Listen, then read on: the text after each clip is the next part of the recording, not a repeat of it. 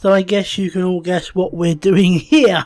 It's a 13.5-minute video, a little extra video, one of 3 that's going to be coming out today, tomorrow and Sunday on the wonderful game that is Star Wars Battlefront. Now obviously, like everyone else who wants it, I have got the beta, and that gives us access to 3 different maps. That gives us Walker Assault on Hoth.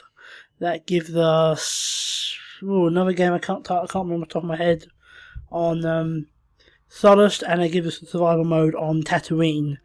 Now, obviously, in this one, we are dealing with Walker Assault. You'll be seeing Solace tomorrow, and I'll deal with the solo/co-op survival mode on Sunday. All of the modes actually are different, very different actually.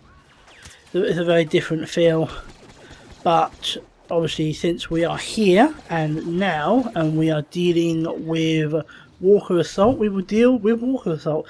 Basically, Walker Assault is fairly simple. It's all the game types are Imperial versus Rebel.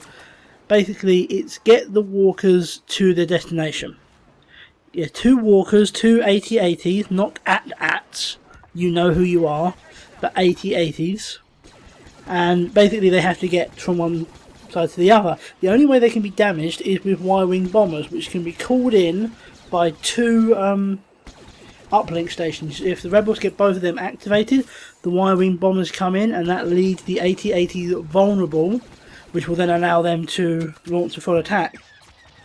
Now this is a large scale war map. It's 20 on 20, and the only way I can describe it, kind of how I thought when I was playing this earlier, it just feels like a Star Wars battle, if that makes any sense. It feels how I think it would feel if you were there, if that makes any sense. It's sort of the closest you could actually feel to the real thing. It's an astounding game. On graphics, obviously we'll be dealing with graphics on each of them. You know, Hoth looks beautiful. It's even little silly things like the fact you leave perfect footprints in the ground, things like that. It's a very, very beautiful game. And bear in mind, I'm playing this on the Xbox One, so this is by no means the best looking version of the game.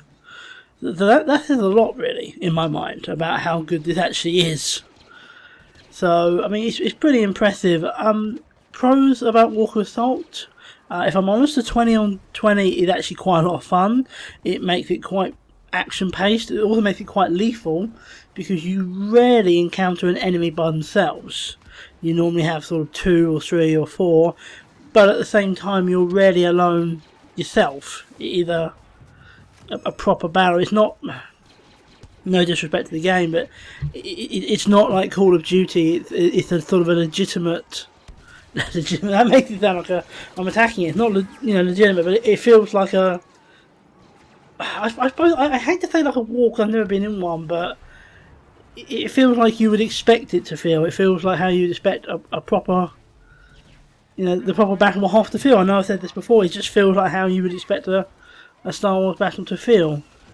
Also, another thing, as you can see there are vehicles. If you're on the Imperial side, you can be in the AT-ST, you can be in the AT-ATs, the big walkers. There's also TIE fighters, and I believe there's TIE interceptors. I've seen them, but never flown them. The rest of the vehicles I have controlled at some point. I've never had a interceptor, but I've seen them flying around, so I think they are there. If you're a rebel, you have access to well, actually, a lot of the turrets you have access to, because a lot of the turrets are facing towards the walkers and away from their base. And you also have access to snow speeders, A-wings and X-wings. And obviously with the uplink stations you can get the Y-wings, but that is just at the uplink stations. You do not get to control them, you can only call them in. So Rebels get more in terms of the space vehicles. Well, actually they have nothing but space vehicles.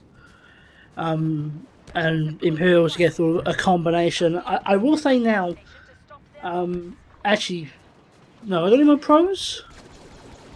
I don't know really, I mean, it's a lot of fun, it's very enjoyable. Cons, I do have a few complaints, they're minor, but they are there. My first complaint, oh geez, I'm trying to think what order to put them in. I don't know, my first complaint is the spawning. I'm going to say that right now. It's not sort of spawning like it's going to make you want to scream and kill things. It's not like really bad Call of Duty spawning, which, you know, there's been some COD games and some COD maps in which the spawning's been terrible. It's not like that. But I have had it a few times when I've spawned and there's been enemies in front of me, enemies behind me, and that's just a terrible spawn.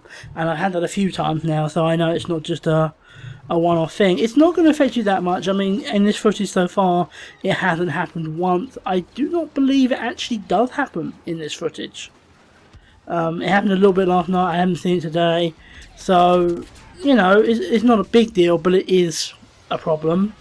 Second thing is the way you summon vehicles. Now, vehicles are actually a like a command thing that you can actually pick up off the ground to be able to use a vehicle.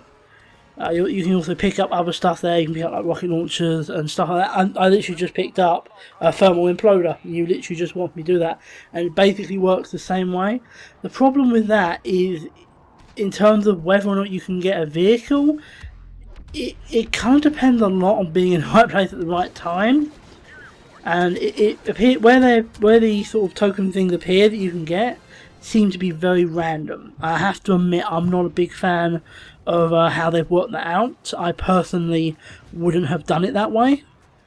That's my opinion. I'm not saying it's wrong, but as someone who quite likes getting the vehicles and who does things like that on Halo and stuff like that, I found it quite difficult to actually do in this game. I don't know if it's something I would have put in like that. I think I might have done it the more traditional way of having the vehicles just standing there and you go and pick one up. That being said, it does work with the flow of the game quite well, so, you know, that's good.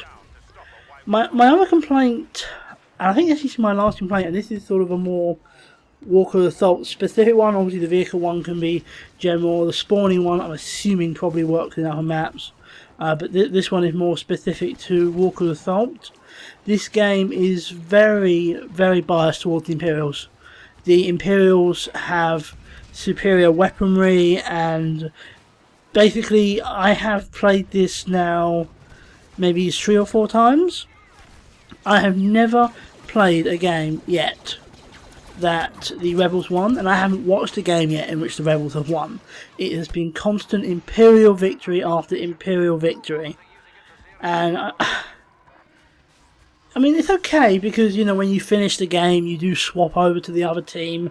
You know, you don't just play as Imperial the Rebels. You do swap over. You do get to experience it from both sides. So it isn't a big issue. It's not something that's like, oh my god, it's a game ruiner. But, you know, you come in and you're a rebel and you kind of already know that you don't have a lot of chance. You know, I mean, you think the Imperials' job is get the ATs to the end of the map. Easy. You know, they can only walk in one way. They're not really hard to get them there. They are player controlled, but like I said, they can only be walked one way. But whereas if you're the Rebels, you first need to push back against the Imperials so that you can secure the uplink stations. Then you need to activate the uplink stations. Then you need to use those uplink stations to get the Y-Wing. Then you have to wait. Then you have to have the Y-Wing to hit the walkers, which is automatic. Then you have to target the walkers, which you can see right now on my screen, to actually take them down. And the walkers have a crap ton of armor, so it's not like they go down easily. So it's very difficult. Obviously this map does have heroes, which you can literally just saw Darth Vader on the right. You saw me just now getting chopped up by Luke Skywalker. The heroes work okay. I haven't actually had a chance to experience it yet. I heard there's some issues. They're a little clunky and a little cringeworthy. They don't work perfectly. But I've not had any issues. They don't feel too overpowered, which is a good thing. And another good thing is the fact they are done by the token system again, which actually with the heroes is a good thing, because if it's just done on points, then the really good players will just get it every single time, which is no fun for everyone else. Everybody wants a chance to be Luke Skywalker. Everybody wants a chance to be Darth Vader. So I mean, I'm in full agreement with them on that. I think that was a good thing they did. But I mean, yeah, I don't really have a lot else to say. I'll keep the footage running so you can see the whole thing. It's actually quite cool. At the end of the mission, I actually got to use end of the game. I actually got to use an AT-AT walker, which was pretty cool. I was quite happy about that. I was just like, hell yeah, and then the game ended. It was kind of a meh thing at the end, but it was pretty good all in all. But you know, it's a good map. It's varied in terrain. You know, the first bits of terrain are sort of more. You've got the hangars on your left, and you've got the flats, and then as you push forward to the shield generator, which any Star Wars fan would know, you then get to the trenches, and I must admit, I found immediately. I mean, you can see me here. You have to use those trenches because otherwise, you are an open target for everyone and anyone. I saw a lot of people who didn't, and it didn't end well for them. But I mean, it's a beautiful game. It's a fun game. I've done Walker Assault more than any of them. I'm going to keep doing it. I probably won't do much more survival. Well, I will do it on stream, but aside from that, I probably won't do it because I don't think there's much there, especially not without achievements and the fact I don't have any friends that play this at the moment. They're either just not getting it or they just don't have Xbox Ones. And, you know, that's kind of pointless for me. But this is a lot of fun. I played this several times now. I'm going to play it on the stream tonight. I'm going to be playing it again tomorrow and Sunday because it's a lot of fun. I would strongly recommend it. As of the time you're seeing this video, the beta is still available and it will be available until Sunday the 11th. It will be going off on Sunday the 11th. So absolutely get it because you are going to regret it if you don't. Believe me. You can actually see there I just got my AT-AT and yeah, I was pretty happy about that. But yeah, that's really all I have to say. So I want you to tell me what you think down below. Leave a like, leave a comment, subscribe to the channel, and I'll talk to you next time.